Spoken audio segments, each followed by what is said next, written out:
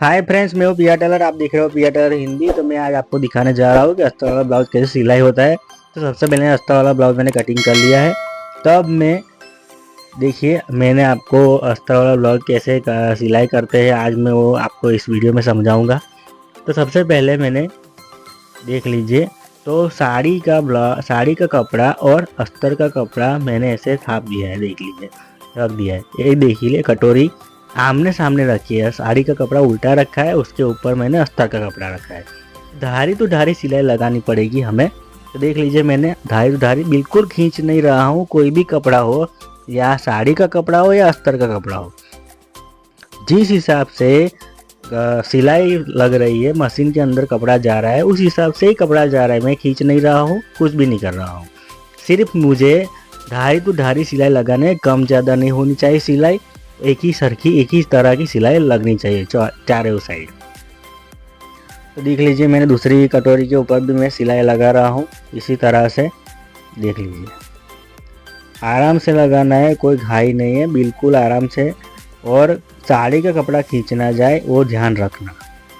देख लीजिए, मैंने दोनों कटोरी के ऊपर सिलाई लगा दी। अब देख लीजिए, मैंने जो साड़ी का कपड़ा बचा हुआ है उसको मैंने से काट लूँगा। देख लीजिए, मैंने साड़ी का कपड़ा जो भी रखा है, ज़्यादा रखा है, वो मैं काट ले रहा हूँ।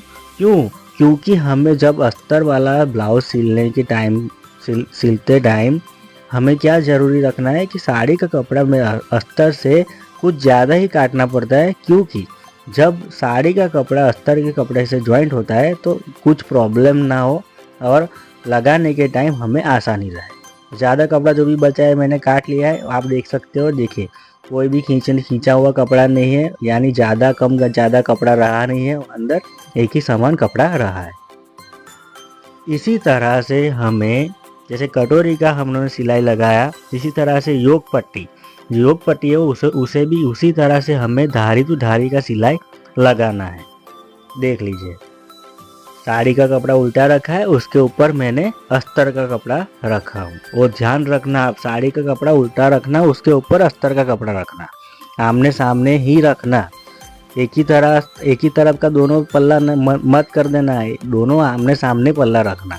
और धारी की सिलाई लगाने के टाइम ज़्यादा कम दबान मत ले लेना, वरना सिलाई पूरी हो जाने के बाद, यानी ब्लाउज सिलाई हो जाने के बाद सिलाई बाहर दिखेगी। दोनों को मैंने ऐसे धारी सिलाई लगा ले रहा हूँ। उसके बाद जो भी कपड़ा साड़ी का बचा है वो काट लेना है। ध्यान से काटना, ज़्यादा मत काट देना, साड़ी का कपड़ा ही काटना, अस्तर मत काट लेना। ये देख लीजिए, मैंने धारी तो धारी अस्तर साड़ी का कपड़ा मैं काट ले रहा है। अब देख लीजिए, दूसरा योग पट्टी है जो भी, उसको भी काट ले रहा हूँ। अब योग का काम खलास हो गया। ये देख लीजिए, मैं अस्तर थाप दिया हूँ। अब अस्तर फिट हो जाने के बाद नीचे का जो बेल्ट होता है उसको भी आमने सामने रख के, साड़ी का कपड़ा उल्टा, उसके ऊपर अस्तर, इसको भी धारी टू धारी अपने को सिलाई लगा देनी। कई लोग कहते हैं कि सर हमें अस्तर वाला ब्लाउज कवर बनाना है, तो वो भी मैं आपको दिखाऊंगा अगली वीडियो में। तो कवर कैसे है वो, अभी फ़िलहाल मैं आपको सिंपल तरीका दिखाने जा रहा हूँ कि इसको अस्तर वाला ब्लाउज कैसे बनाते हैं। तो मैंने देख लीजिए, बेल्ट को चारों तरफ धारी की सिलाई लगा दी है और साड़ी का कपड़ा फिट कर दिया है। और ज़्यादा जो भी बचा है साड़ी का कपड़ा वो मैं काट रहा हूँ।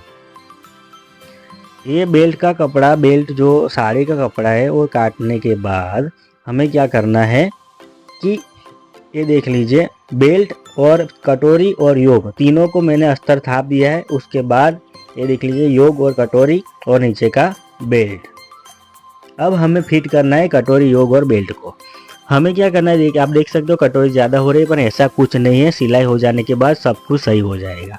तो मैंने कटोरी ऊपर की ओर रख दिया है और चाप का सिलाई लगाना है, उससे ज़्यादा नहीं है। जो सिलाई मशीन का बूट होता है उतना ही मार्जिन रखना है, उससे ज़्यादा कम नहीं रखना है।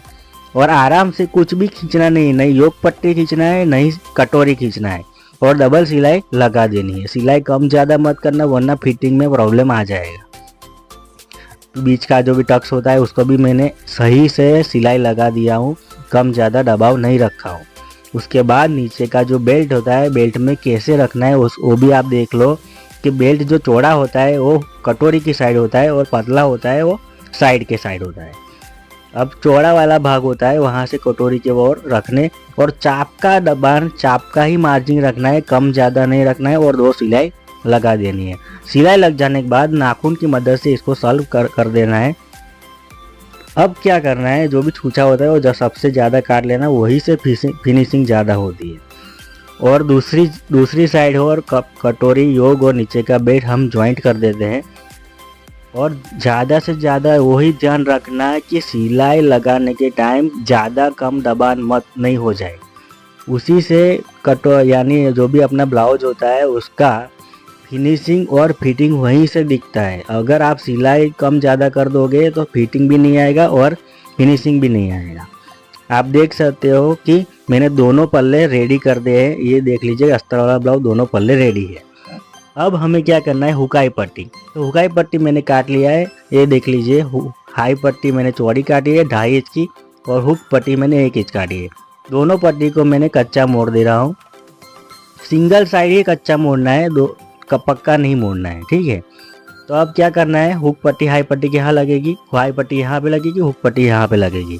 तो अब हमें हाई पट्टी सबसे पहले लगानी है। तो हाई पट्टी के लिए मैंने देख लीजिए यहाँ पे सिलाई लगा रहा हूँ, और हाई पट्टी आधी नीचे मोड़ देनी है, आधी ऊपर रखनी है, और जड़ में सिलाई लगानी है हाई पट्टी की। हाई पट्टी की जड़ में सिलाई लगाने के बाद धारे की सिलाई और लगानी है दूसरी साइड। ये हो जाने के बाद जो भी पट्टी बची है उसको काट लेनी है। और हुक पट्टी में भी ऐसे ही, और जहाँ पे ये जो बेल्ट होता है वहाँ पे अपने को प्लीट लगानी पड़ेगी। प्लीट लगाने के बाद जड़ में सिलाई लगाने के बाद हमें नीचे की ओर मोड़ने के बाद धारी की सिलाई हुक पट्टी में लगा देनी है। ये पट्टी में हुक धारी की सिलाई लगाने के बाद उस जो भी पट्टी बची है उसको काट लेनी है, और पट्टी देख लेना दोनों एक सही है, ठीक है। तो ये था कुछ अस्तर वाला ब्लाउज की टिप्स। वीडियो जो अच्छा लगा तो वीडियो को लाइक कर देना, चैनल पर नया हो तो चैनल को सब्सक्राइब कर लेना। तो आज के लिए इतना ही, फिर मिलेंगे, बाय।